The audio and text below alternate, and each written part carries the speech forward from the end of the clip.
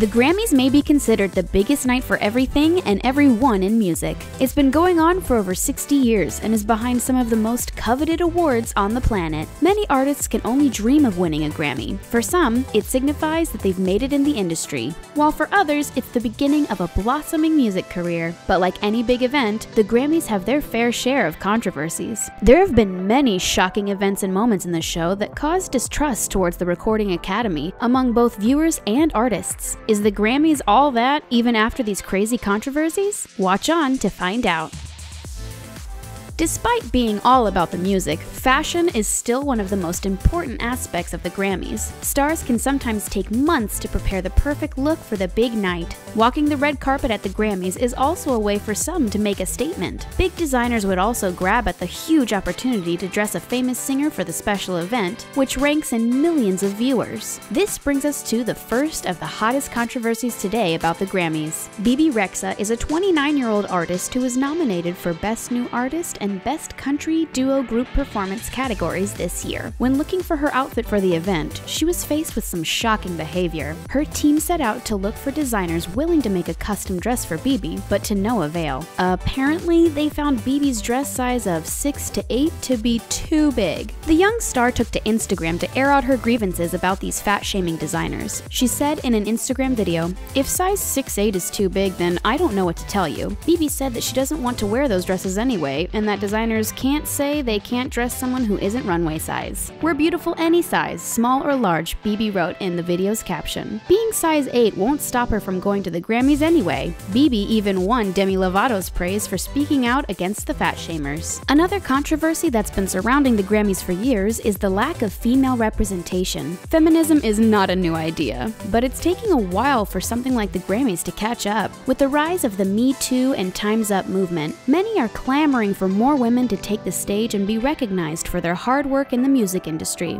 Is the Recording Academy behind the Grammys for it though? For a long time, music was a mostly male-dominated industry. Women weren't being seen as more than just sexy songbirds. Even today, with the rise of women in the music industry, it's hard to say the recognition and representation is there. The Grammys were recently under fire because it's been 14 years since a woman hosted the show. Alicia Keys is set to host for the 2019 Grammys, but she's only the 5th woman ever to do so. She's also only the 3rd woman of color to host the Grammys, the last one being Queen Latifah in 2005. The Grammys are taking a while to celebrate anyone other than white men in many of their categories. Linda Perry, the lead singer of 4 Non-Blondes, is now a producer behind many hits of artists like Adele, Gwen Stefani, and Christina Aguilera. Despite being a renowned music producer for decades, it's only this year that she was nominated for Producer of the Year at the Grammys. Linda is now the 9th woman ever to be nominated in the category, which hasn't seen a female nominee in 15 years. No woman has ever won the Grammy Award though, so fingers are crossed for Linda this year. She may be able to make history soon. For many female artists, it's not enough to just be nominated for a Grammy. It seems like nominations are often given to female singers for formality's sake, because in the end, a man always takes the prize. This happened in the 2018 Grammys for the category Best Pop Solo Performance. Nominees up for the award included female powerhouses Lady Gaga with Million Reasons, Kelly Clarkson and Love So Soft, Pink's What About Us, and Kesha's Praying. But in the end, Ed Sheeran won the Grammy for his song Shape of You.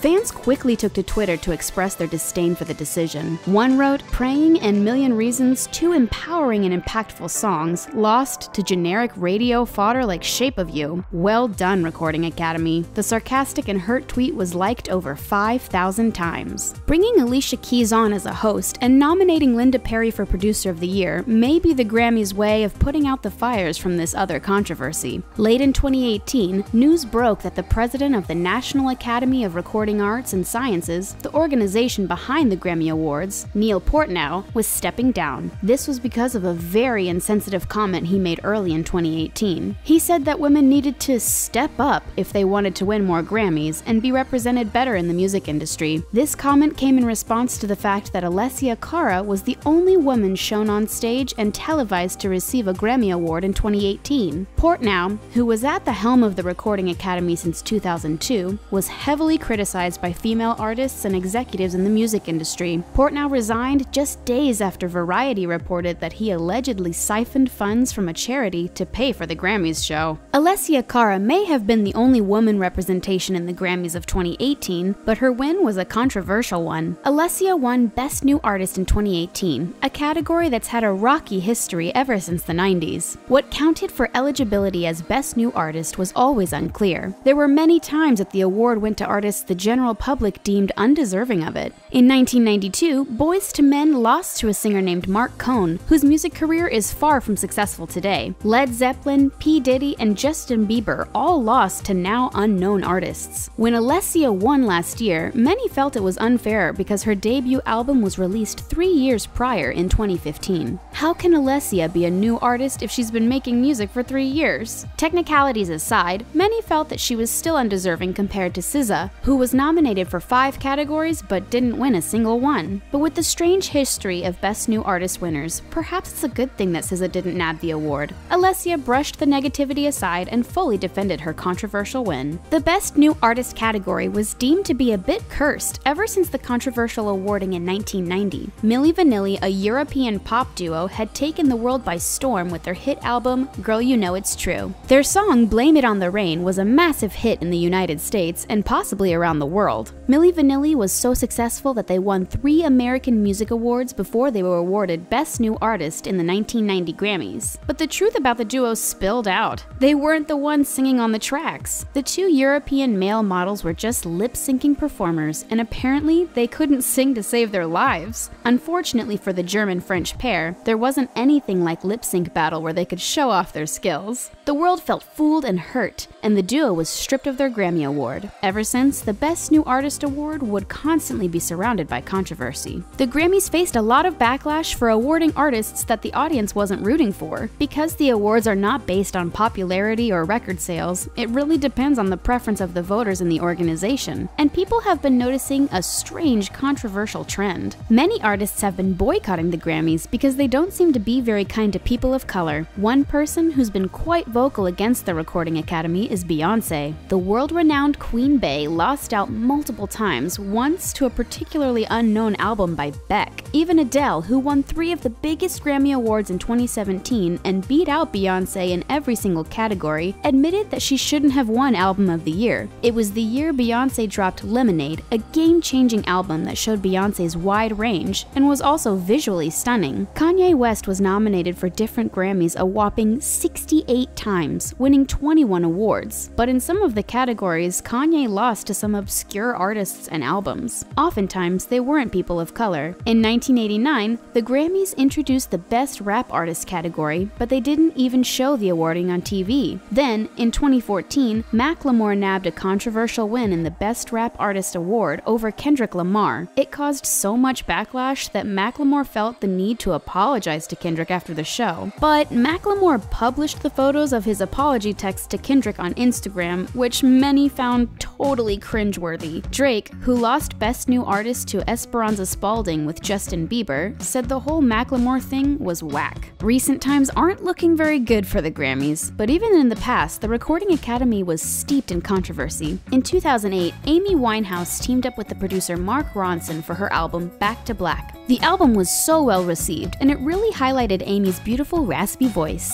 It was so good that everyone expected Amy to sweep wins at the Grammys that year, especially for Album of the Year. Another strong contender in that category of 2008 was Kanye West and his Graduation album. But much to everyone's surprise, it was Herbie Hancock, a jazz composer and producer, who took home the Grammy Award. His album, River, The Joni Letters, was a collection of Joni Mitchell covers. While the tribute album wasn't bad, it certainly left everyone wondering how it could have won over Amy Winehouse and Kanye. This controversy only spurred on distrust amongst audience members. Perhaps the Recording Academy was playing it too safe during this time. One of the craziest controversies the Grammys had to deal with also happened in 2008. You could say this year was a wild one for the Recording Academy. When most celebrities cause fashion scandals, it's usually because of a wardrobe malfunction or just bad taste and style. But singer Khalees Rogers and her then-husband rapper Nas took the phrase "make a fashion statement" way too far. The couple arrived at the Grammys wearing outfits emblazoned with a racial, anti-black slur. Their goal was to create a culture more comfortable with the use of the racial slur.